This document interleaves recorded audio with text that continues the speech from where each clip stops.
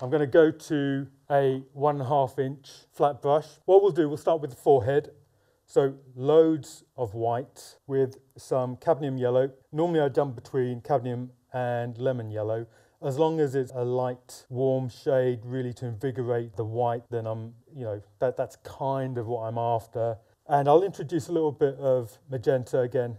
It's an invigoration thing for white, otherwise you just have flat highlights. So we'll start with the highlight just above the eye. And you'll notice as soon as that highlight goes in, it absolutely sparks to life because there's nothing in terms of light tint as strong as this. So it immediately jumps forward. We'll find the highlights around the forehead here and there.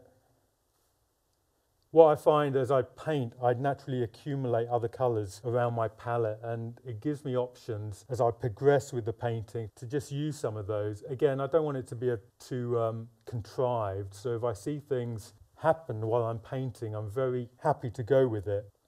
Naturally, things go wrong, so if I've got some kind of plan, it's a good idea, or if I see something I want to utilise, then I can use those little shots, use a bit more yellow, so I'm working my way down. It's literally 1 or 2 strokes, no more than that, otherwise the paint will become overworked. At least give the chance for the paint to settle down before you go in if you need to do any more fiddling. I mean, you can literally count the amount of brush strokes I've used here. Again, that just shows a little bit more in the way of confidence in terms of the painting process. If you've got lots of little lines, it's harder to read the kind of fluidity of paint. I'm very big on this idea of being direct with my work. So I'm trying desperately to make sure that I've got the right concoction of colour, and then I just apply it, like I say, with confidence. So, and it does help, again, to analyse things quite quickly. So shot of light there, working my way down. Definitely, it's a very good idea not to be tempted to overfinish things. So once you feel you've filled up a certain area, then move on relatively quickly. Okay, so there's quite a bit of marks for the beard. Again, I'm just looking to utilise one brush to do most of the work for me. It saves me stopping and starting too much. There's some highlights. So again, it's not a strong highlight. It's literally just one mark. Lovely combination of yellow and blue with the white. It just gives some lovely contrast against the red. So we're into the hair. And again, a bit more paint. And drag the brush downwards, a bit more blue. Again, it's going to contrast the flesh quite nicely.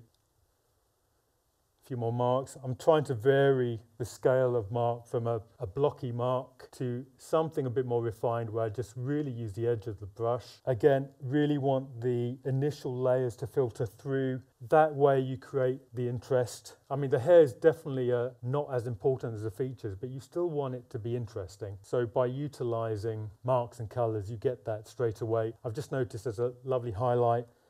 It's a soft highlight in the eye. So I'm just going to skim a mark in there it's a tiny little mark, but it will mean so much in the long run. And one just above there, maybe a touch of red. Can afford to just spend a little bit more time there because it's the most important area. So finding the right shade is slightly more important in that area. So a bit more light around here. The next stage, which I'm already thinking about, is blitzing the background quite quickly. Therefore, I'm kind of onto most things with this painting. Okay, we'll go into the background now. You'll all of a sudden see a very dramatic change. I'm going to use the same brush again because it's got the history of other colours I've been using. So loads of white. We'll start near the forehead, and again, always thinking of colour. So a bit of cadmium yellow dipped into these plethora of colours I've got on my palette here, and we'll start just about there. Very little hesitation because while I'm in the throes of being enthused by this painting, I'm eager to kind of make marks. Like I say, sometimes you have natural breaks in your work where you want things to settle down or you want to break. Other times you kind of go with the flow, and hopefully the fluidity of continually painting will give you something that holds together a lot better because it's far more consistent. Okay, so it goes slightly more purpley around here. So I'm already thinking it's time to introduce some violet. So we'll get violet into the white. if you do make a mistake and you find yourself constantly adding more and more paint to try to refine the drawing, it's probably good to blitz quite a large area out with white, put the base colour back in, and then almost kind of start from fresh in that particular area. And then I'll just bring the highlight back in the nose, work on the eye, and I'm already imagining that I'm coming to the finish line of this painting. Okay, so some green and burnt sienna. Again, the white's still in this brush, which is why the colours are tinting quite nicely. I've got the vibrancy in the face, so that should draw the face out. Bit of red, again, I've just noticed just a flicker just around there, so that goes in and it just subtly blends in, because again, white is quite a potent force actually in painting to dull colour down, and we'll just get a little bit of cobalt blue. Again, this for variety really. In fact, while I've got light shades, we'll fill in his top, which is very light. We'll get cadmium yellow and green in this time. And again, just drag, fairly confidently applied. I mean, I don't have to look too much at the drawing for this, just the general shapes. While I'm continuing on my course to lighten up these areas, I might as well finish this and then go in and just work on the little problem areas in a second. As some of the highlights meet, they can almost blend in, just here and there. And there's got to be a couple more highlights in the face itself. But again, just trying to locate a few more. I'll just work on the face. And again, I'm going to go back to my 1-inch brush, really to just tidy up a couple of bits here and there with some darks. And then we'll do a couple more refinements, and that should be done. This stage is best for refinement because you do accumulate a better impression of the overall scene. And again, it's these little fiddly bits really which are more time consuming than anything, because you're trying to gauge them against what you've already done.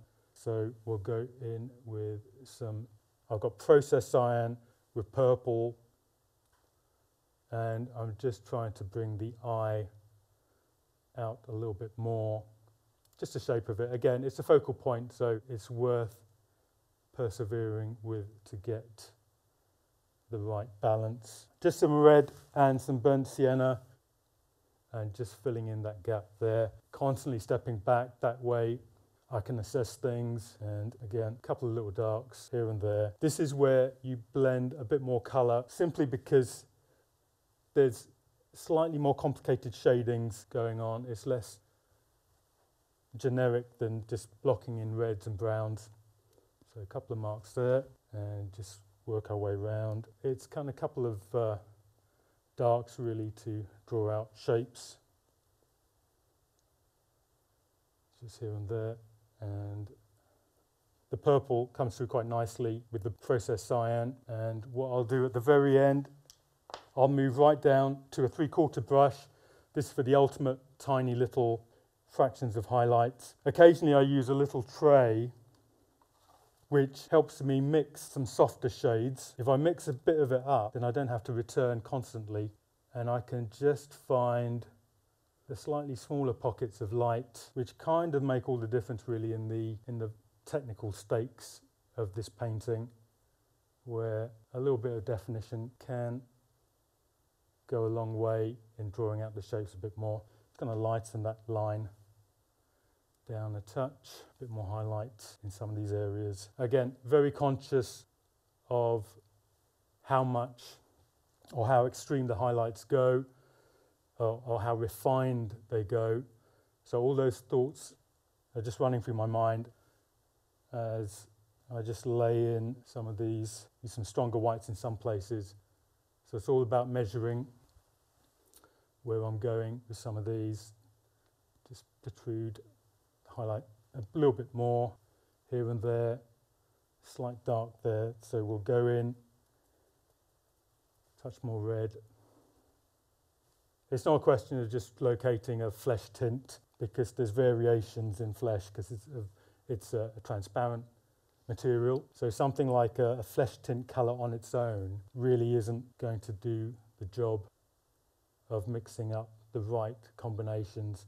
You'll find flesh is quite luminous, so again, finding variations really help. So really the last few highlights in the eye, I can judge a lot better now. The contrasts. Hopefully he looks like he's lived a bit with all the marks and lines I've accumulated on his face. Again, judging strengths is a bit of a fine art. So we'll just lighten up a couple of areas in the beard. These are little tidying up areas which hopefully draw out shapes a little bit more. And to the top he's wearing. And as I assess the finishing marks, I'm kind of generally happy with the combination of light and dark. And that pretty much covers this portrait with all the combinations of marks and colours and a touch of definition at the end. Okay, so that brings us to the end of the series. I hope you've enjoyed watching, and maybe I've given you a few ideas to produce your own vibrant acrylics. See you again soon. Happy painting.